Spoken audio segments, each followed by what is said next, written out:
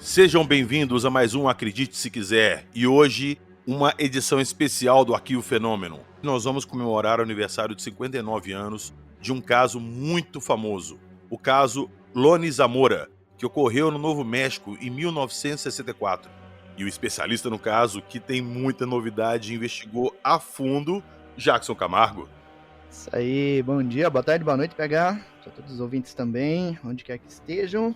Hoje vamos falar sobre esse caso fantástico da ufologia dos Estados Unidos, e é um caso clássico da ufologia mundial também, né? É difícil achar um livro que fale sobre ufologia de forma geral e não cite esse caso ufológico que nós vamos conhecer em detalhes hoje. E coloque detalhes nisso, muitos detalhes, o que justifica essa edição especial do Fenômeno em plena segunda-feira. Então, vamos lá, logo depois da vinheta.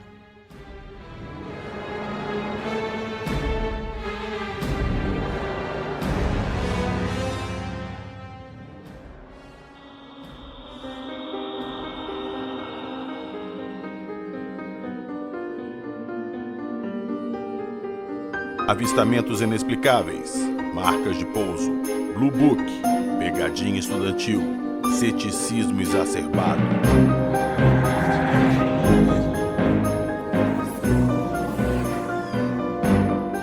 Acredite se quiser.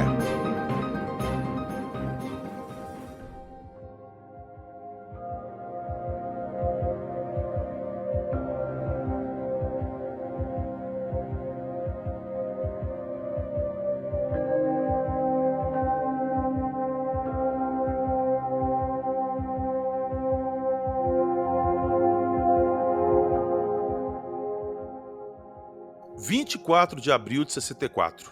Fazem 59 anos desse caso. E eu tenho certeza que durante esse tempo, Jackson, não durante esse tempo todo, né, porque você não tem 59 anos, mas durante um bom tempo aí você andou pesquisando esse caso e procurando novas pistas sobre ele. Então, chegou a hora. Hoje nós vamos compartilhar as informações. Vamos começar do início. Como é que foi esse caso? E depois a gente fala das pesquisas, o que você descobriu de novidade. Bom, esse caso, ele aconteceu no final da tarde de 24 de abril de 1964, na cidade de Socorro, no Novo México. Então, nessa ocasião, no final da tarde, o policial rodoviário Loni Zamora estava de guarda numa determinada estrada lá nos arredores da cidade, bem na saída sul da cidade, quando passou um carro em alta velocidade à frente dele. E aí, como todo policial, ele entrou no carro e entrou em perseguição a esse carro em alta velocidade. E aí, em dado momento da perseguição, ele ouviu um barulho muito estranho e ele achou que um depósito de dinamite que tinha bem na região onde ele estava passando, ele achou que aquele depósito tinha explodido. E segundos depois de ele ouvir esse barulho, ele olhou para o céu e viu um objeto ovalado passando por cima da estrada e aparentemente descendo na mesma direção desse paiol de dinamite que tinha. E aí então ele abandonou a perseguição, entrou numa rua lateral e foi até o local onde esse objeto estava descendo. Ele fez uma pequena curva, ele viu que o objeto já havia pousado e nesse momento, então, ele tinha que passar por uma área mais íngreme e o carro dele começou a derrapar.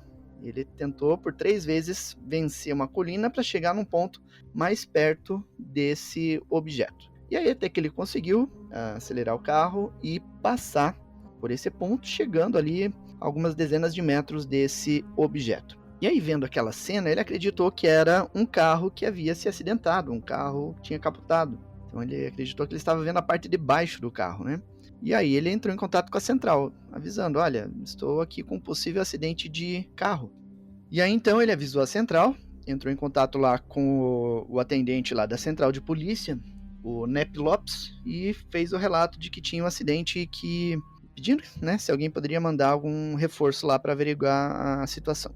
Nesse meio tempo, ele desceu do carro dele e se aproximou desse objeto. E ele viu que havia 2 pequenas figuras baixas vestindo uma espécie de macacão branco ao redor do objeto.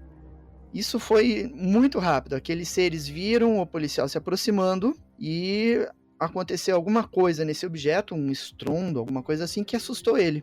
Então, nesse processo de ouvir o estrondo, ele achou que aquilo ia explodir de alguma forma, ele se afastou. Nisso ele já não viu mais os personagens, ouviu mais um estrondo, e esse estrondo assustou ele de novo, a ponto de fazer ele cair, perdeu o óculos de patrulheiro que ele estava usando e tudo.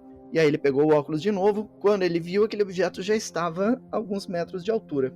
E repentinamente ele acelerou de uma forma muito rápida no sentido sul-sudeste, em direção a um cânion que tem lá na região.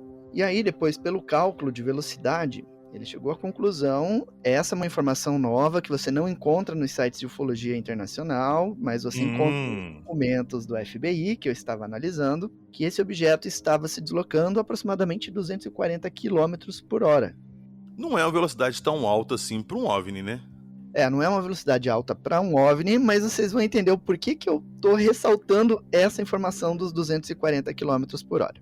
E aí ele ficou extremamente assustado com aquilo, vendo aquele objeto decolar com uma espécie de chama na parte inferior, uma chama azulada. Então grave bem esse detalhe. Era um objeto ovalado com uma chama na parte de baixo, uma chama voltada para baixo do objeto. E ele viu aquele objeto passando em cima da fábrica de munições, a fábrica de pólvora e dinamites que tinha ali. A fábrica não, o depósito. E aí isso deixou ele bastante preocupado. E ao mesmo tempo assustado, né? Aí ele entrou em contato de novo com a central, informando que ele tinha visto, pedindo para os policiais mandarem reforços e tentarem ver o que quer que seja que estava voando ali na cidade. Assim que o objeto desapareceu, segundos depois, chegou mais um policial já da equipe de reforço, que era o Sam Chaves, que chegou e viu que ele estava muito assustado. E aí ele perguntou para o Lone Zamora mais ou menos assim: "O que foi, Lone? Você viu um demônio?"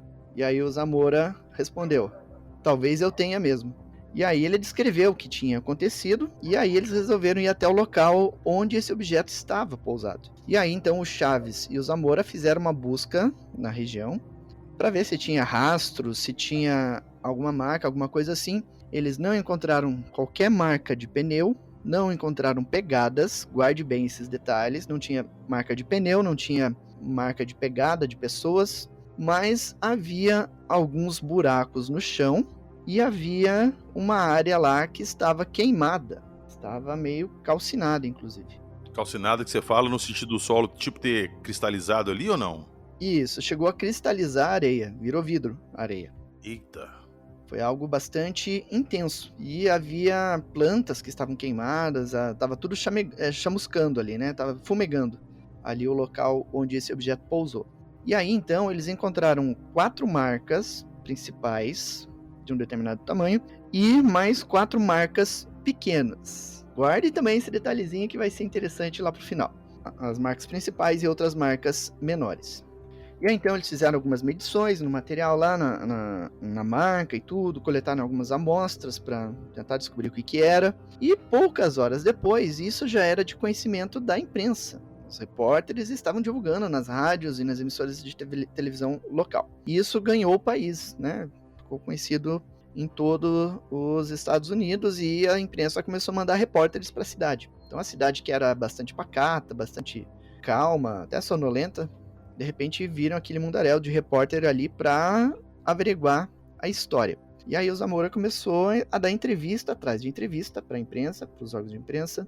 E aí então a gente tem o parâmetro das entrevistas iniciais dele com as entrevistas que ele deu ao longo da vida. E você não encontra absolutamente nenhuma contradição.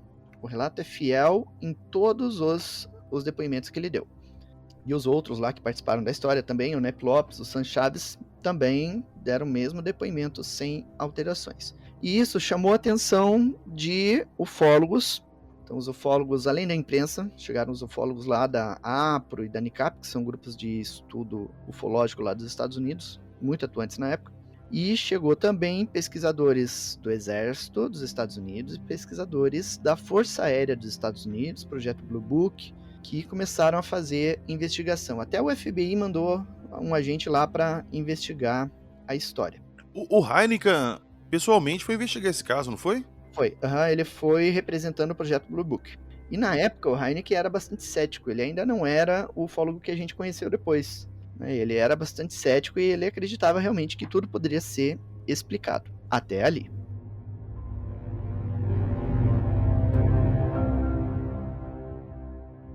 Um dos primeiros pesquisadores a chegar no local foi o Ray Stanford, da NICAP. E como ele foi um dos primeiros, então ele conseguiu testemunhas em primeira mão. Então ele descobriu que uma pessoa, um morador da cidade de Albuquerque, ali perto, ligou para uma televisão local informando que tinha visto um objeto ovalado voando a baixa altitude, seguindo em direção à cidade de Socorro. Isso por volta das 17h30 daquele mesmo dia.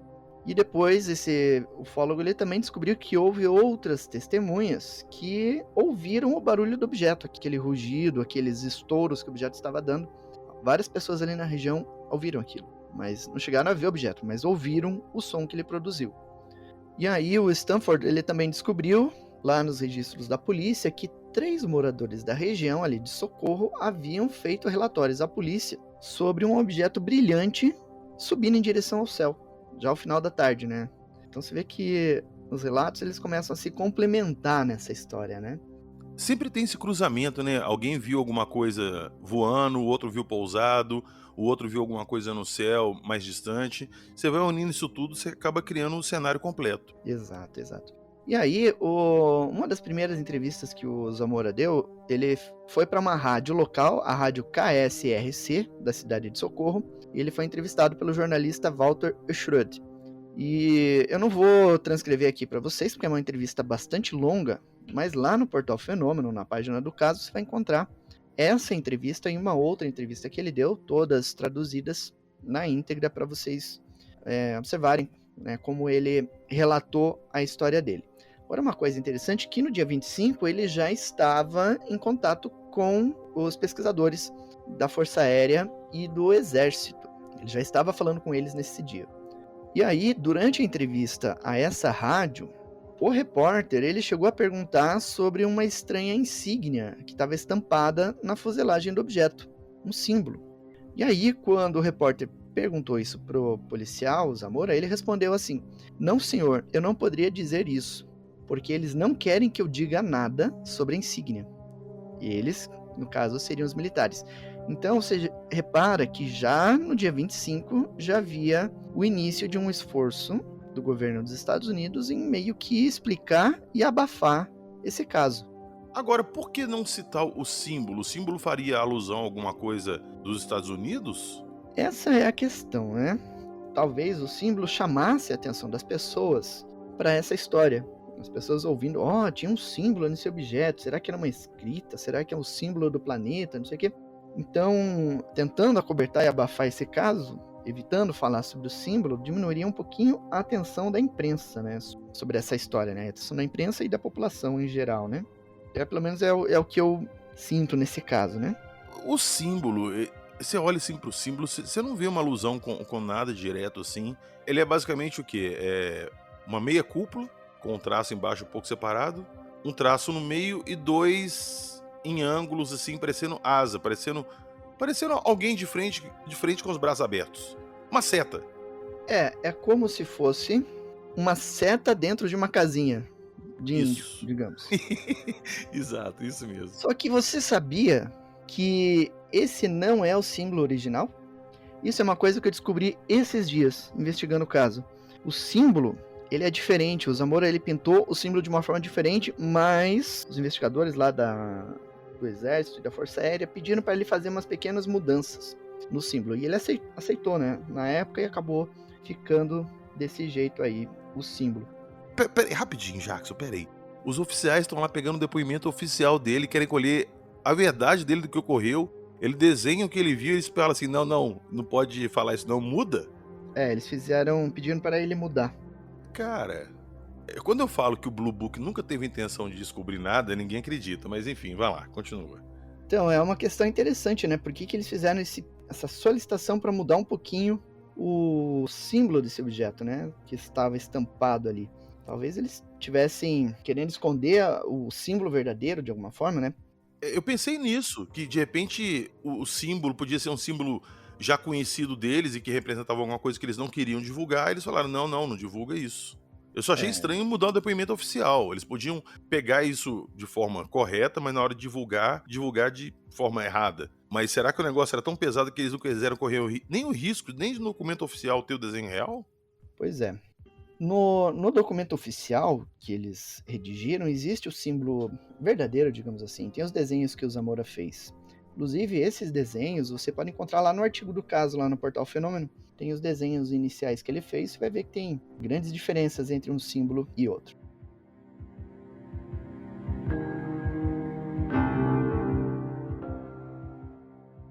E agora, uma informação que 95% das pessoas que leem sobre o caso não sabem. O caso Lone Zamora aconteceu em 24 de abril de 1964. 2 dias depois, em 26 de abril, um morador da região de Socorro, um fazendeiro, ele estava lá tranquilo na casa dele por volta de 1 hora da manhã, dormindo, quando escutou os seus animais, seus cavalos ali extremamente agitados, fazendo muito barulho. E aí ele saiu lá para fora para ver o que estava acontecendo, e ele viu um objeto que ele descreveu como tendo a forma de um tanque de butano, ou seja, um bujão de gás, pousando no chão perto da sede da fazenda ali onde ele estava. E aí esse objeto rapidamente decolou novamente, com uma chama azul esbranquiçada na parte inferior, voltando para baixo. E ali também, no dia seguinte, de manhã, ele encontrou o mesmo tipo de protuberâncias, reentrâncias e buracos no chão, como tem no pouso lá do Lone Zamora. Igualzinho. As marcas grandes e as marcas pequenas também. Então seria o mesmo objeto que pousou lá no Lone, pousou aí com ele? Provavelmente. E ali o solo também era um solo, uma marca circular, queimada, e que durou algum tempo ali. A imprensa provavelmente não ficou sabendo desse novo pouso, mas os militares ficaram sabendo. Só que eles fizeram uma investigação superficial, apenas coletando as informações. E aparentemente nem fotografaram o local, porque eu mesmo não encontrei nenhuma imagem desse pouso, apenas as menções dos pesquisadores a esse novo pouso, né? Se você não achou, é porque realmente não existe, então. E aí os pesquisadores eles se concentraram mais na análise do caso do Zamora mesmo. Tanto os civis, a imprensa, os militares, os policiais se concentraram na análise daquela marca do dia 24. E a investigação ela continuou também na busca por outras pessoas, outras testemunhas. E aí os pesquisadores descobriram que o proprietário do posto de gasolina ali perto, o Opel Grinder, ele não viu o objeto, ele não ouviu o objeto, mas no horário em que o caso estava acontecendo, um carro parou no posto de gasolina e o motorista ele veio e perguntou para o dono do posto qual é a altura que as aeronaves voavam ali na região. Putz. E aí ele falou assim pro cara, que ali naquela região era comum voarem helicópteros, era rotineiro. Então eles voavam numa altura um pouco mais baixa, né? Uma altura não muito alta. E aí o motorista, ele falou assim, era um helicóptero de aparência engraçada, se é que era um helicóptero. E aí ele falou também que ele viu um carro de polícia passando pelo local ali. Perseguindo esse misterioso objeto. Então é um relato que também confirma o depoimento do Zamora, né? E aí depois os pesquisadores foram até as duas pessoas do carro, entrevistaram eles e tudo. E os dados só foram se complementando nessa história, né? E aí um capitão do exército, chamado Richard Holder, que estava acompanhando as investigações, esse cara, ele era o oficial mais graduado na base de White Sands, que ficava ali naquela região. Ele foi até o local acompanhado de Arthur Beiners, do FBI. E eles também entrevistaram Zamora, analisaram todas as marcas de pouso, toda a marca, né, de pouso ali na região, e não encontraram qualquer contradição e não encontraram qualquer explicação para aquelas marcas. E ele descreveu mais ou menos assim depois no relatório. Quando chegamos, estavam o policial Zamora, o policial Melvin Katzleff e Bill Pyland, todos do Departamento de Polícia de Socorro, que ajudaram a fazer as medições. Quando concluímos o exame da área, o Sr. Beiners, o policial Zamora e eu voltamos ao escritório de polícia estadual em Socorro e lá eu completei os relatórios. Ao chegar ao local do escritório no edifício do Condado de Socorro, fomos informados por Nep Lopes, operador de rádio do gabinete do xerife, que aproximadamente 3 relatórios foram feitos por telefone de uma chama azul na área. O despachante indicou que os horários eram mais ou menos semelhantes. Então as pessoas estavam relatando o que havia visto, né? O que haviam visto. E os dados iam se complementando. E aí, em relação à análise do local de pouso, foram coletadas amostras de solo e plantas. Foi feita a análise de radiação para detectar radiação no local. Não havia radiação. Apenas as plantas estavam queimadas e o solo estava vitrificado, indicando que foi uma temperatura bastante alta, que incidiu só ali na área das marcas. E aí, o pesquisador James McDonald, se não me engano ele era astrônomo, ele escreveu um livro chamado Fight for Earth Science, em 1968, e no livro ele declara que a areia fundida encontrada no local do pouso foi discretamente removida pelos militares. Os militares foram lá e levaram essa areia embora. E ele falou também nesse livro que ele conseguiu o contato com o Serviço de Saúde Pública de Las Vegas, que algumas pessoas falam que era uma mulher chamada Mary Myers, que trabalhava com química radiológica, e que essa mulher estava envolvida na investigação direta dessas amostras que foram coletadas. Então começou uma polêmica ali, se era ela mesmo que tinha feito essa análise e tudo.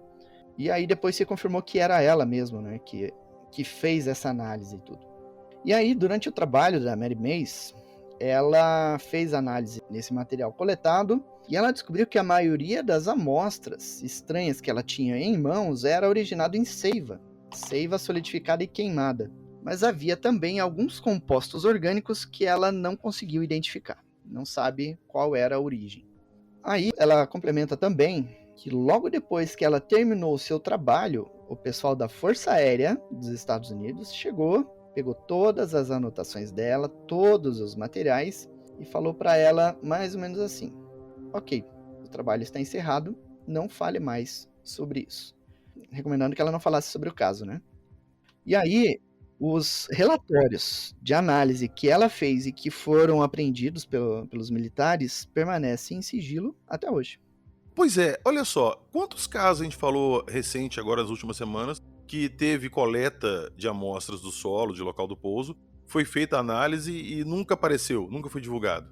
Caso Delfos, né, o último que a gente falou, Sim, aconteceu a isso. Cat Davis também aconteceu Uhum. isso. O que tem nessas amostras? E será que é alguma coisa assim tão evidente que possa denunciar que o fenômeno é real? Possivelmente alguma coisa que confirma a realidade dos casos, né? E uma tecnologia que não existe na Terra. Inclusive, o Jax Valley, ele chegou a comentar sobre o caso, ele analisou vários aspectos do caso, e ele fala que a marca, a vitrificação, o efeito causado ali no local do pouso, não poderia ser feito por qualquer tipo de equipamento ou tecnologia terrestre. Eu sempre pesquisei muito sobre o caso Roswell. E às vezes eu chego numa informação nova, alguma coisa de alguém que deu um depoimento e um parente divulgou. Recentemente eu estava pesquisando umas coisas do caso Roswell e eu descobri que foi feito tipo uma terraplanagem no local da queda da nave, no site A, que tirou aproximadamente 30 centímetros do solo da região toda e foi levado embora em caminhão. Pois é, tudo que eles podem levar em relação aos casos, eles fazem, né? Eles levam mesmo. Pois é, cara, os caras tiraram o chão, a terra do chão ali, que Uhum. possivelmente tinha algum indício de alguma coisa, eles levaram embora. E aí lembra que eu falei, eu realcei inclusive, a gente falando do Heineck, que ele era cético até aquele momento? O Uhum. caso Zamora foi o ponto de virada pro Heineck. O Heineck começou a admitir que havia alguma coisa acontecendo a partir do caso Zamora. Que ele percebeu, ele chegou no local no dia 28 de abril, começou a fazer a investigação dele, e ele percebeu que havia uma tentativa dos militares em explicar o caso a todo custo e ignorar certos detalhes dele e forçar algumas explicações simplórias. E aí ele percebeu que realmente havia alguma coisa muito séria acontecendo. Então esse caso foi o ponto de virada para o Heineck. Que o Heineck ele tentou de todas as formas encontrar furos, contradições no relato do Zamora. E ele não conseguiu de forma nenhuma. O relato era fiel e fidedigno até o fim. E aí, quando o Heineck começou a fazer a investigação dele, a Força Aérea já estava nessa tentativa de explicar o caso a todo custo e encerrar a questão. E isso estava incomodando demais o Zamora e o Sam Chaves, os dois personagens centrais ali do caso. Tanto que eles já não estavam querendo falar com o Heineken quando ele chegou, porque acharam que seria mais um tentando desacreditar o relato deles, né?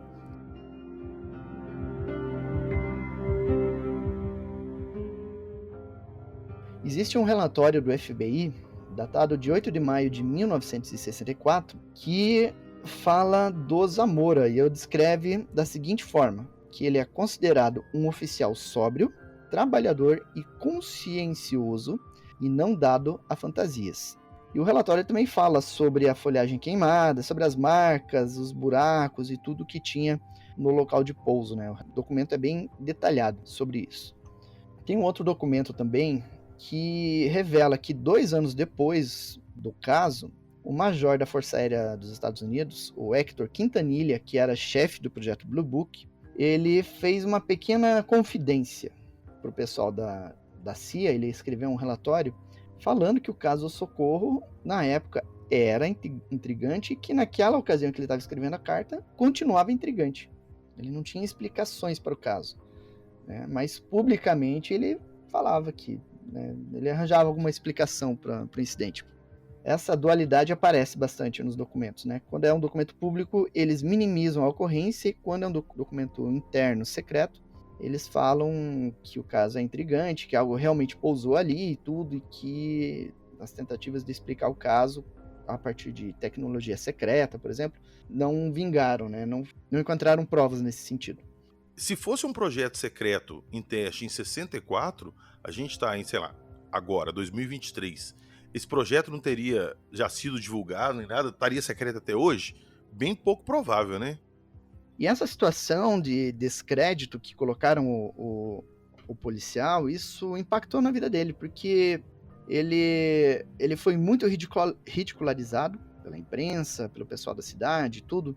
E aí ele resolveu se aposentar da polícia 2 anos depois do incidente. Aí ele trabalhou ele trabalhou no serviço sanitário da cidade, e depois ele se aposentou e viveu a vida dele, e faleceu no dia 2 de novembro de 2009, lá na cidade de Socorro.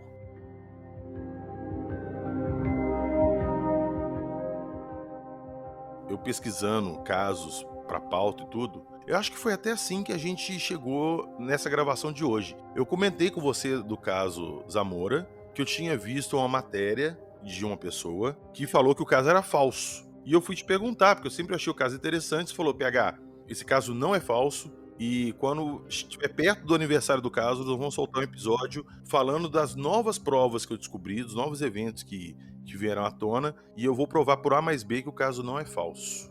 Então vamos lá. Muito bem. Você viu a descrição do caso, como ele ocorreu, falamos das provas, das comprovações, os vestígios, as marcas. Falamos de um caso semelhante, caso relacionado. Tem mais 3 casos relacionados que a gente vai falar depois. E já na época em que esse caso aconteceu, ele começou a sofrer ataques. A gente sabe que pelo mundo inteiro existem céticos.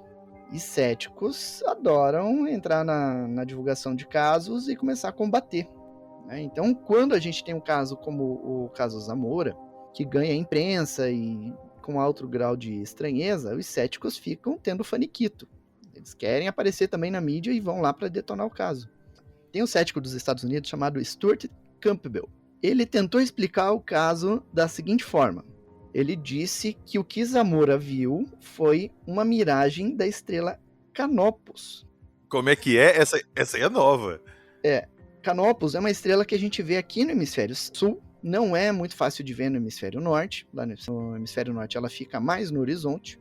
E ele disse que o Zamora viu a estrela Canopus no final da tarde, às 17h30.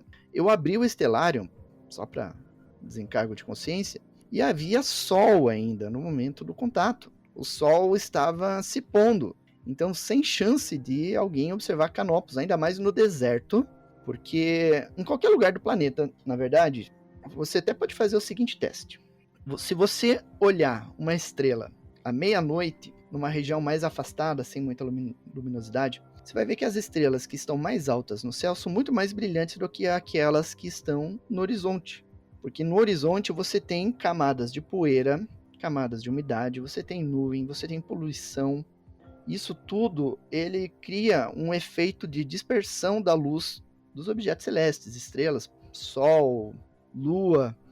Por isso que o Sol fica amarelado no horizonte, por isso que a Lua ela fica meio amarelada também quando está no horizonte. No caso das estrelas, elas ficam mais apagadas. Então, absolutamente sem chance de ser canopus nesse caso, até porque tem marcas de pouso. Pois é. Ele viu criatura saindo. Vai sair criatura da estrela? Então não tem como, né? Pelo menos eles não falaram que era balão. Ah, mas tem balão na história. Peraí que já vamos chegar lá. Eles não perdem a mania do balão. Vamos lá. Ainda tem balão nessa história aí, mas já vamos chegar lá. Tem um outro cético que é famosão aí, chamado Philip Klass. O Philip Klass, assim que ele viu as notícias na imprensa, né, já teve o faniquito dele, vou lá para Socorro para derrubar o caso. E aí ele chegou na cidade de Socorro e falou, o que o Lone Zamora viu era um relâmpago globular. Putz. Foi o que ele falou. E aí, quando ele foi refutado de forma científica, ou seja, quando se provou que não poderia ser um relâmpago globular nesse caso, aí ele mudou a versão dele. Aí ele começou a dizer que era um golpe do prefeito junto com o Zamora para atrair pessoas para a cidade, para fazer ela se tornar um polo turístico que nem foi Roswell. E aí ele falou, a terra onde isso aconteceu é terra do prefeito, e ali eles vão construir um centro depois e vai virar um local de visitação. E aí depois se provou que a terra não era do prefeito e nunca foi feito um centro de visitação ali. Então caiu a máscara do cara de novo, né? Ele não conseguiu explicar os pontos dele, não conseguiu provar. E aí teve outra pessoa, eu falei há pouco do Major Hector Quintanilha, que ele falou lá no documento que o caso era intrigante. Na época, ele lançou uma explicação, ele falou que o objeto que o Zamora viu era um teste do módulo de pouso do programa Apollo. Aquele módulo que ia pousar na Lua, eles estariam testando ali. Ô Jackson, já começa uma parada que eles começam a admitir que tinha alguma coisa ali. E aí foi feita a investigação, eles descobriram que em 1964 não havia nenhum protótipo de teste possível de ser usado num teste daquele em solo, ainda mais fora das áreas militares, porque era um projeto secreto, um programa secreto. Isso que eu ia falar. Qual que é o sentido de você fazer um teste de uma parada dessa, num local totalmente de João ninguém, assim, no meio do nada, sem ninguém por perto pra monitorar? Pois é, e detalhe, a base onde eles fariam os testes fica a 228 quilômetros dali. Não tem como, né? Se provou que não era. O módulo lunar, pra vocês terem uma ideia, só foi entregue pra NASA em 1968. Então é muito diferente, né? O módulo lunar e o objeto que o Zamora descreveu, né? São coisas bem diferentes. E aí tem um outro cara da Universidade de Indiana chamado Larry Robinson.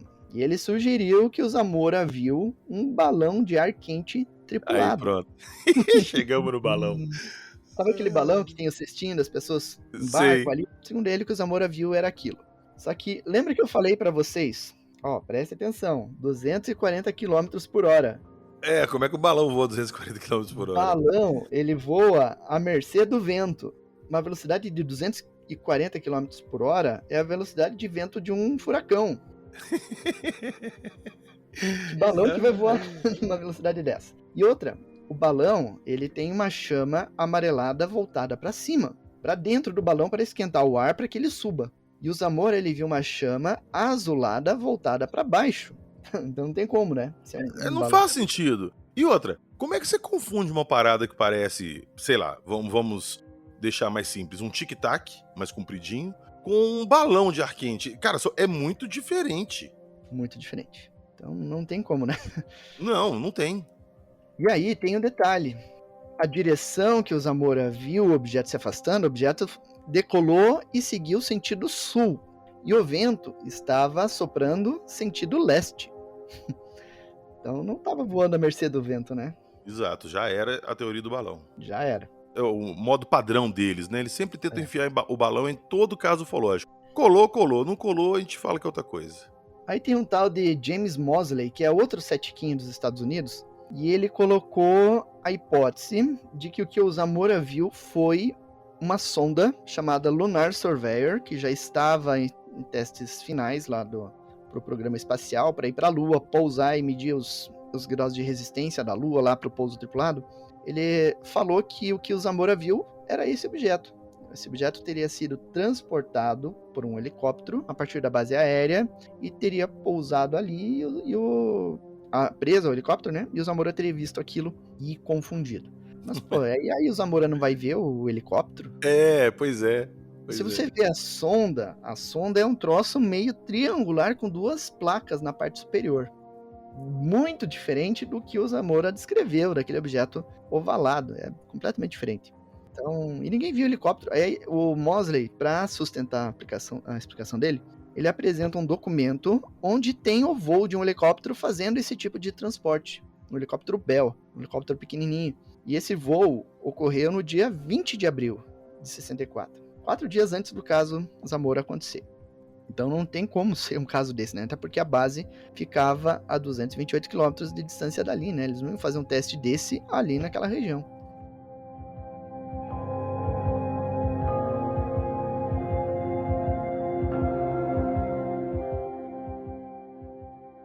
Agora, vamos falar a mais mirabolante das explicações céticas. Essa, olha, é de uma criatividade imensa para tentar explicar o caso. Sério, é sério.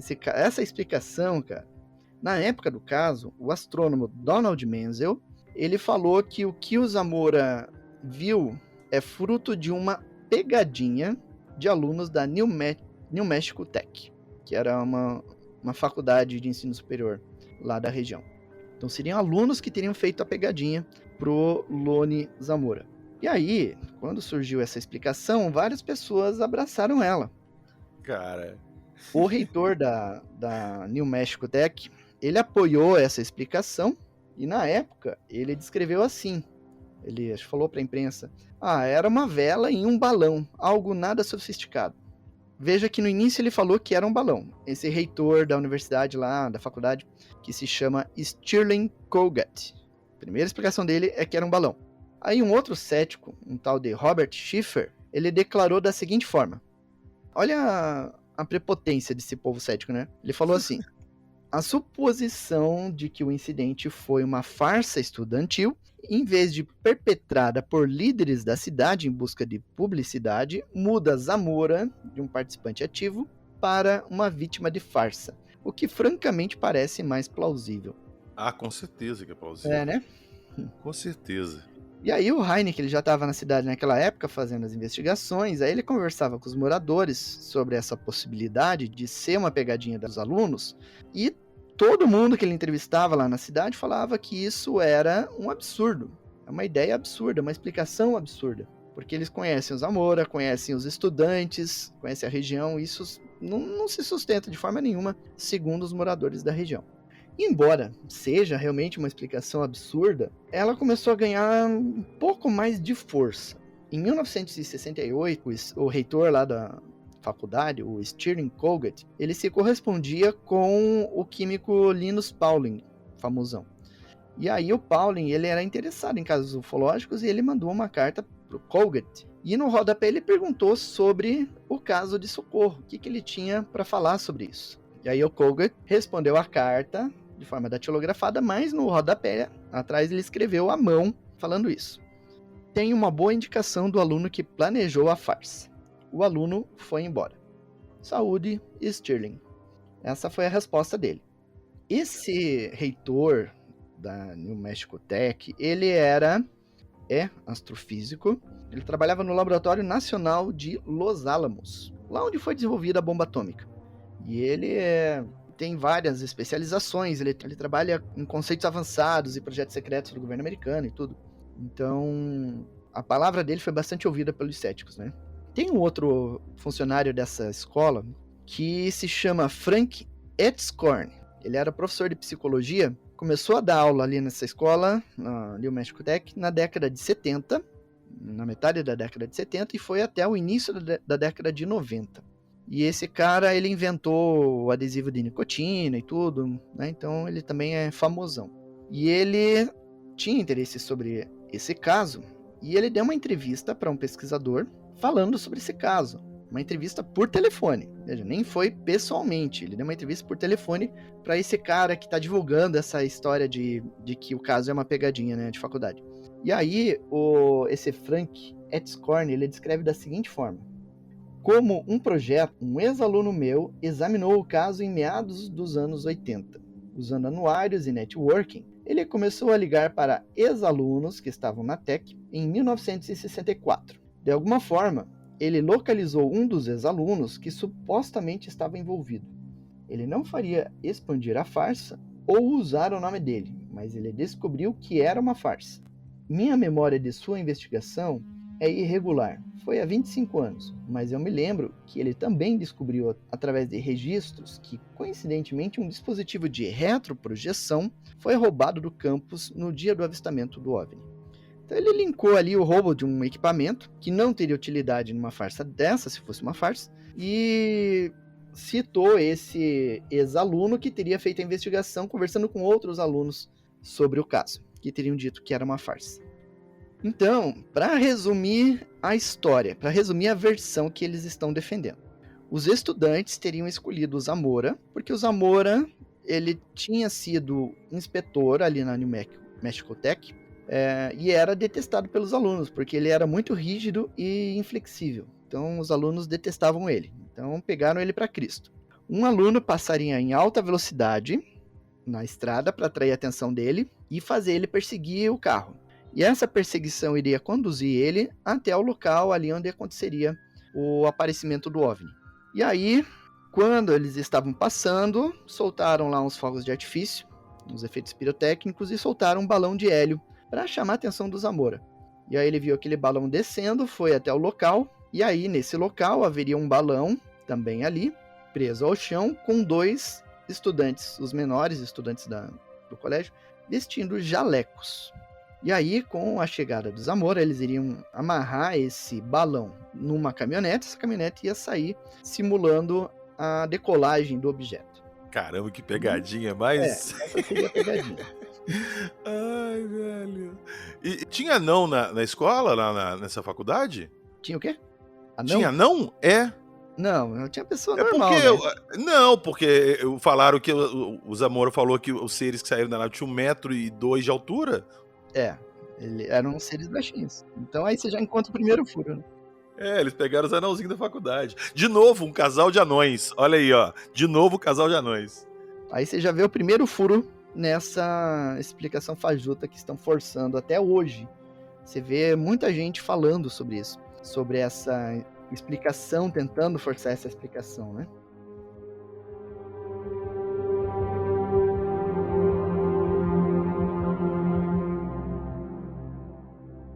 Agora, analisando essa história toda, essa explicação fajuta que colocam, a gente vê uma série de furos e a gente vê uma situação curiosa, muito curiosa. Eu acredito que todo ufólogo atuante já ouviu uma crítica vinda do meio cético falando que depoimento de pessoas não serve como prova. Aquilo que as pessoas falam não pode ser provado. E eles se recusam a aceitar depoimentos de pessoas. Por exemplo, uma pessoa que nem o Lone Zamora, que viu algo, descreveu sem qualquer tipo de contradição e tendo evidências, vestígios físicos ali para comprovar. Depoimentos que nem do menino Ron Johnson, lá do caso Delfos, que a gente falou dias atrás. Depoimentos de pilotos que viram objetos frente a frente. Isso os céticos não aceitam. Mas aí quando aparece uma explicação fajuta como essa, em que um reitor fala que foram alunos da universidade, eles aceitam. Não questionam, não pesquisam em cima para aceitar. Simplesmente aceita, porque a alegação deles, entre aspas, refuta o caso. Uma postura absurda. E olha, chega até a ser uma postura meio hipócrita, né? Porque eles criticam tanto o meio ufológico por fazer alguma coisa e fizeram igualzinho. Mas não temos o nome e a identidade de nenhum dos tais estudantes que tenham feito essa pegadinha. Você não tem nenhuma comprovação, você não tem nada que comprove. Apenas uma pessoa falando que outra pessoa falou. É só isso que você tem. Exato. E se for olhar, o caso em si tem mais evidências do que essa história. Exato. E aí, tem outros detalhes ainda por cima. O Stirling Colgate, que é o reitor da universidade, que confirmou o caso. Primeiro ele falou que era um balão com uma vela ali para fazer ele subir, um balão de ar quente. Depois ele mudou para essa história de pegadinha de faculdade. Só que esse Stirling Colgate, ele é funcionário atuante, era do Laboratório Nacional de Los Alamos, onde foi desenvolvida a bomba atômica, onde foi desenvolvido vários outros projetos secretos. Um local que é muitas vezes citado em processos de acobertamento ufológico. Ou seja, o cara está extremamente ligado com o acobertamento ufológico. Então, natural que ele vá dar uma declaração dessas para refutar um caso, mesmo que a declaração dele seja fajuta e não tenha provas. É complicado, né, cara? No invés de tentar abraçar o lado real da parada, pegar e investigar o que tem, as provas que tem, tenta achar uma desculpa para desmerecer o caso. Eu, sinceramente, eu não consigo entender, mas... Pois é. E lembra da carta? O que ele respondeu para o Linus Pauling? Ele falou assim: tem uma boa indicação do aluno que planejou a farsa. O aluno foi embora. Ele tem uma indicação. Ele não tem o nome certeiro, o nome, né? Ele não tem a certeza cabal. Ah, é esse o aluno fulano de tal que fez isso e foi assim, assim, assado. Não tem. Então, como é que coloca uma carta dessa como prova? Não prova nada. Pois é. É quando convém, a história fica convincente, entendeu? Pois é. O outro lá que também trabalhava ali, o Etzkorn, que falou que o aluno dele investigou para um projeto, né, que ele tinha que desenvolver. Esses projetos, eles ficam arquivados, eles não são jogados fora. Bastava alguém ir lá, localizar o projeto, pronto, tinha o nome dos alunos, mas ninguém apresentou o nome de aluno nenhum até hoje. Talvez porque esses alunos não existam. Ou porque não teve farsa nenhuma, né? Foi um caso real. Não teve farsa, exato. E aí, tem outros furos ainda, né? Primeiro, o Zamora, ele teria que estar no local exato onde o cara, aluno da instituição, ia passar com o carro em alta velocidade para atrair ele para uma perseguição. Né? Ele teria que saber onde o Zamora estaria para chamar a atenção dele. E não bastava só chamar a atenção, né? O Zamora teria que entrar em perseguição. Quem garante que ele iria entrar em perseguição? Talvez não entrasse. Então era um tiro no escuro. E outra, se entrasse em perseguição, isso ia colocar um sério risco. Que o carro ia trafegar em alta velocidade, ia passar por cruzamentos. Se ele estava em alta velocidade, ele poderia em algum momento capotar o carro, poderia bater em outro carro no cruzamento. Se fosse uma pegadinha, olha o nível de insanidade de quem estaria promovendo isso. Poderia morrer alguém nessa história, né? E o próprio policial poderia estar armado e disparar contra o carro. Sim, e outra também, se fosse uma pegadinha desse tamanho que eles estão falando, quantas pessoas não teriam visto a preparação, o balão sendo enchido lá, amarrado na caminhonete, teriam visto a caminhonete afastando, ou sei lá, eles botaram o manto da invisibilidade na caminhonete também. Pois é, ninguém viu, né? Usaram um teleporte, então, né? Exato. Então, essa história dessa pegadinha, cara, ela não... se me falassem que, não, era um balão meteorológico, eu acreditaria, mas nessa pegadinha, não. E outra, daí na perseguição, ele teria que avistar o efeito pirotécnico lá, e avistar o balão e morder a isca para ir até o local do pouso, onde eles teriam lá simulado o local do pouso, né? Quem garante que ele iria morder a isca? Você não tinha garantia disso.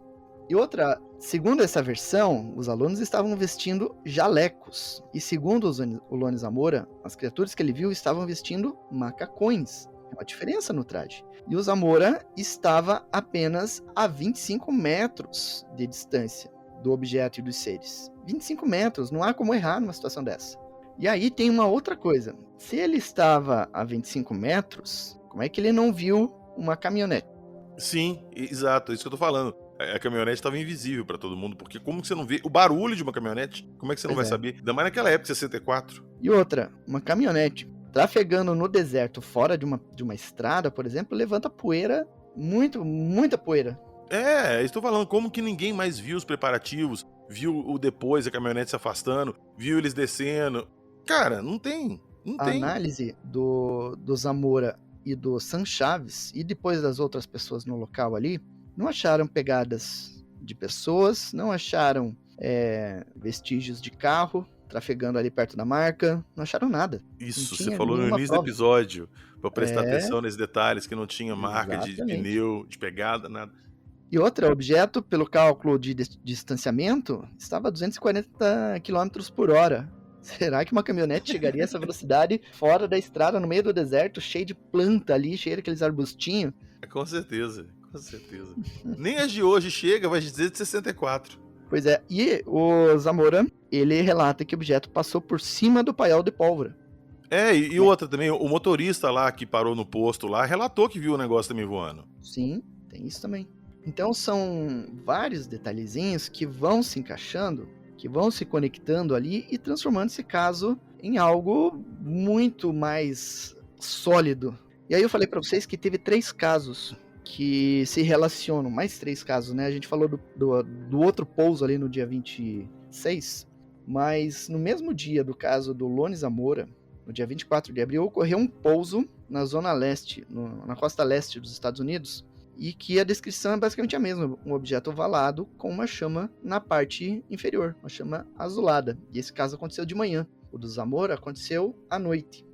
E aí você tem também o caso Valensole, em que o objeto que pousou lá também era ovalado. E a marca que o objeto deixou lá em Valensole é o mesmo padrão de marcas. 4 marcas pequenas e 4 marcas maiores. E tem mais um caso que daí aconteceu anos depois na Inglaterra, que foi visto e relatado o mesmo tipo de objeto, um objeto ovalado com uma chama azulada na parte inferior. Inclusive eu tenho o desenho desse outro objeto. É a mesma coisa, você vê que é igualzinho, é o mesmo relato básico do Lone Zamora. Igualzinho. E esse então foi o caso Zamora. Então se alguém achava que esse caso estava refutado, sinto muito, não está não. E aí a gente mostrou por quê. E como mostramos.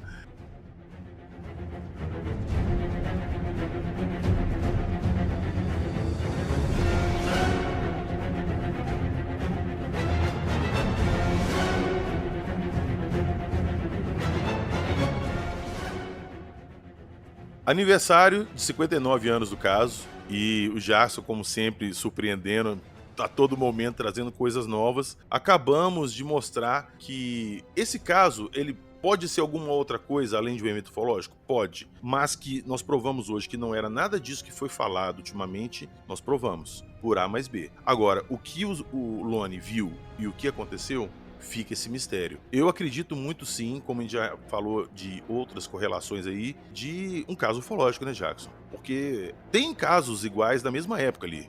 Pois é. Então são 5 casos, né, que ele acaba sendo relacionado, né? Então não dá pra dizer que esse caso foi um trote de faculdade, um balão de ar quente, a estrela Canopus. Não dá, não tem como. E para vocês poderem ver as provas, ver as marcas de pouso que foram tiradas, tem várias fotos, tem descrição da nave, do desenho, do símbolo, tá tudo lá no portal Fenômeno. Eu sempre falo, eu vou deixar na descrição do episódio, bonitinho lá, o link direto para essa matéria, para vocês poderem ver essas fotos e tentarem chegar a alguma conclusão aí. Quem que vocês acham que tem razão? As pessoas que desmereceram o caso falando que foi uma pegadinha de faculdade ou os fatos que nós mostramos aqui hoje? Fique a critério de vocês, beleza? Então foi isso, essa edição especial do Fenômeno, chegando no aniversário do caso Zamora. Espero que vocês tenham gostado e, novamente, analisem esse caso com cuidado, porque esse caso, para mim, ele foi real. Acredite, se quiser.